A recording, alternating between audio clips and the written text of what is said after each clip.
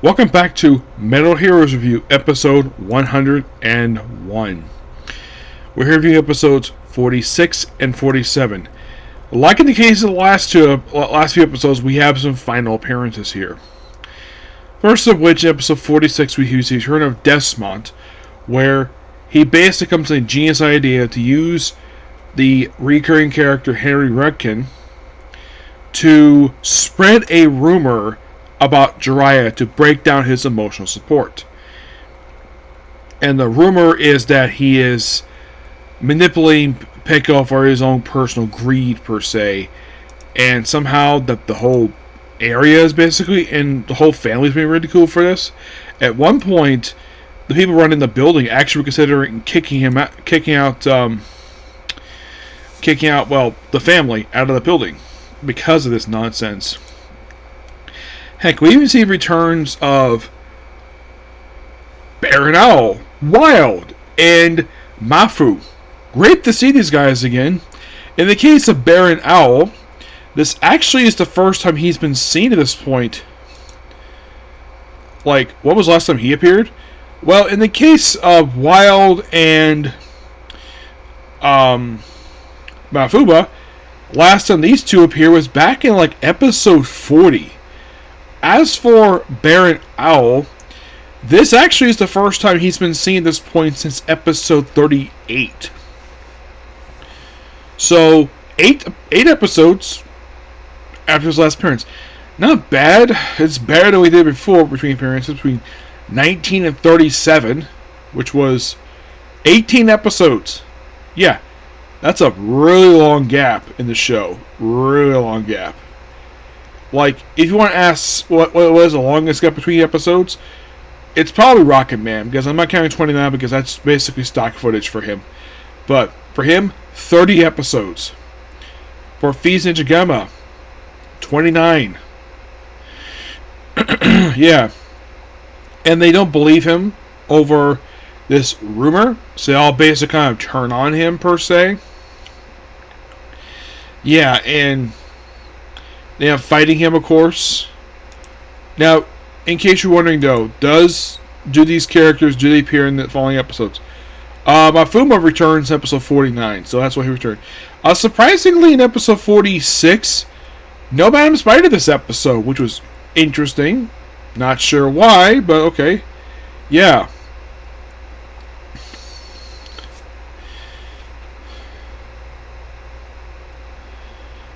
Now, as for Wild, he'll miss the next 2 episodes. He's not in 47, he's definitely not in 48. Yeah, but we will see returns of a lot of characters here, per se, yes. And when I discuss them in the episodes, it'll be the final appearances of a lot of characters. So, Rinken, of course, is revealed to be a former ninja who was kicked out. If you're in the end of the episode, was kicked out because he was actually really terrible ninja. So, yeah, the whole thing is basically Desmond just shows up here just to do all this stuff. It's like, where the heck have you been the last few episodes? I guess they figured, though, hey, we got some money in basically to do this character. But then, of course, we have to basically give him a break for 1 episode and bring it back for the next 2. Yeah, he only makes 2 appearances after this. Yeah, 2 more, and that's it for this character. I'll get to the reason why when I talk about the next episode. So, yeah, eventually, like, after Demon Clan basically was kind of involved with this, so Desmond basically kind of he joins force with them, and then he turns on them, and then we do see return of his sword. Yes, he still has that. Episode 4. Yes. As a Hurricane, of course, despite having his one-side crush on Kai, a girl who is like a teenager, and yeah, he has a thing for her for some weird reason, he disappears. He's never seen again after this. He doesn't die. He just walks off, never seen again. Similar with the Crimson Lizard. Yeah, where he just disappears. He just walks off in the sunset, never heard from him again. 47, this is interesting. So, we have 2 different plots this one, where basically Makabu, Jiraiya's younger brother, saves a girl around his age named Akari from a guy who was being a bit of a bully to her. And after, of course, he was taking her ocarina out of her mouth. Yes, an ocarina, that's what it's called here, just like the one that appeared in Legend of Zelda.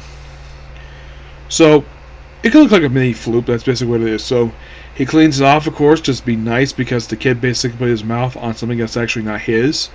Gives back to her, and he instantly has his first love. So then, of course, she goes home. By the way, there's also where her father is a researcher, find this ancient deity, and the person who comes to see him and actually supports his research turns out to be the Butterfly Ninja. Of course she is. Yep, and of course they want to find out where Jackie is to destroy him, per se. So, how did they get him out of the ground? Simple. By having Madam Spider brainwash the Holy Ninja. Yeah, Holy Ninja Asamasa. Yes, in his return since episode 21. Yes, and what sadly would end up being his final episode.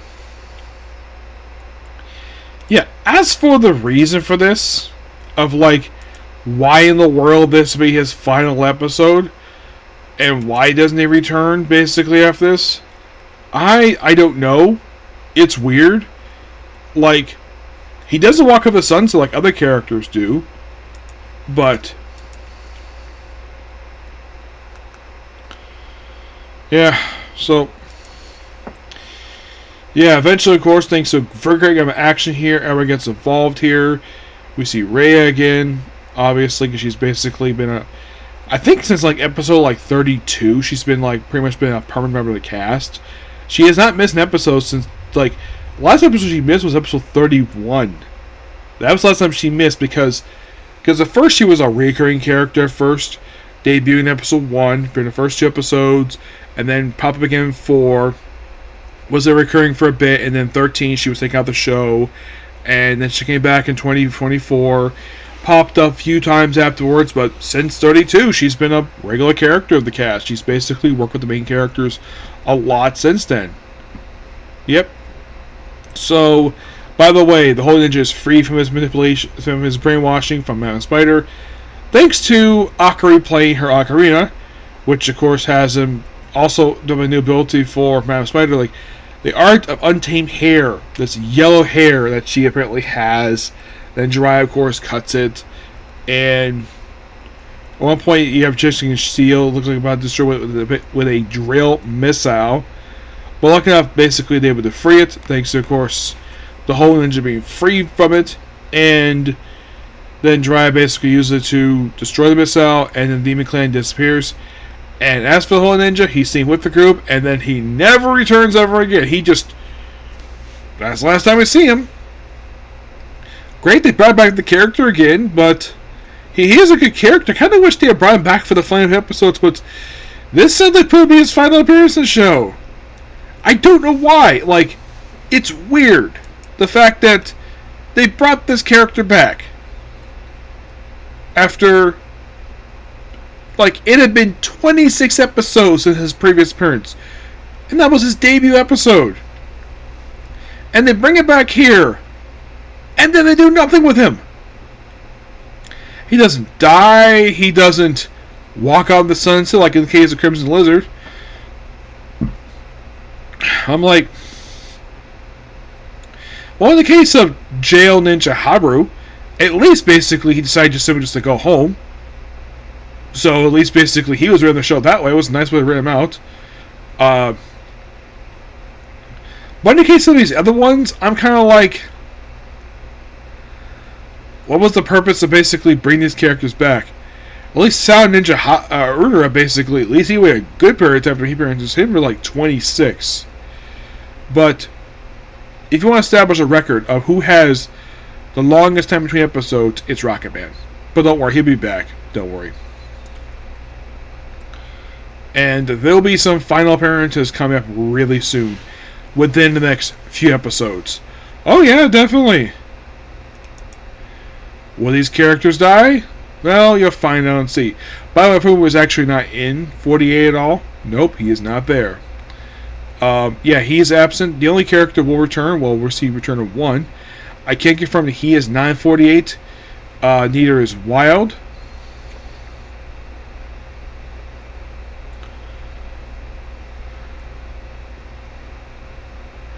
But we do see returns in 48. Yes, a few returns, but yeah. Oh, before in this video here, I mean, overall, the 2 episodes were really good. Of the 2 episodes, I would probably say that 47 was really good. I really enjoyed that one. It's like one last hurrah before the actual endgame stuff, which takes the last 3 episodes. 46 is just like, okay, let's bring back this comedy fortune teller who is ninja.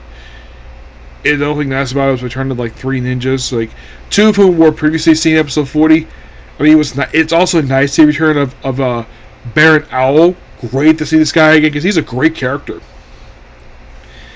Alright, so before in this video here, because the next video is going to be my final video discussing Jiraiya, and then the very next one will be my final thoughts on the Showa era from No Heroes, because starting with episode 104, for the remainder of this review series, I'm reviewing the Heisei era. Unlike in the case of Kamen and Super Sentai, which is still going this very day, Metal Heroes salaries no longer on the air. Probably due to the kiddie stuff, basically did for the last couple of stuff. Yeah, and plus also, I think at that point that the show was running out of steam at that point. So, we're going to do, for the next Metal Heroes after Jiraiya, it's going to be the very first series under the Heisei era of Metal Heroes. And that being Mobile Cop Jebon. Yes, I bought this. I was able to get this thanks to a gift card. Yeah, I actually got this one plus 2 more, which I'll review at some other point. I got these things, the gift cards. That I got Amazon gift cards. This one I got from a gift card I got for my birthday.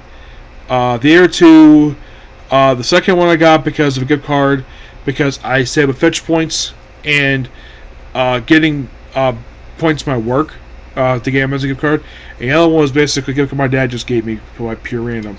But yeah, Jebon, that should be interesting to discuss. And also the Heisei era is going to be the start of the cop dramas for Metal Heroes. Yep, cop dramas, all Earth-based stuff. No aliens per se for a while until they get to like the last couple. From what I can tell, but this also is the first of 2 of these sole cop ones, because there's actually of the other ones, you have 3 in a row, which are basically a team of basically have 4, and you have 4 shows. Actually, more like 5 of these shows are basically a team-based show. Whereas team about 3 people, or in case the other one's like 5. But yeah, basically like Jebon and 101 will be the last 2 where it features just one main one character in the suit, where he's like the star of the show. Yeah. But yeah, that's pretty much it for this good video. Please like, comment, subscribe, turn on notifications. Next up, we have a comic corner, and then it's on to the final 3 episodes of Jiraiya. Okay, next video. Bye.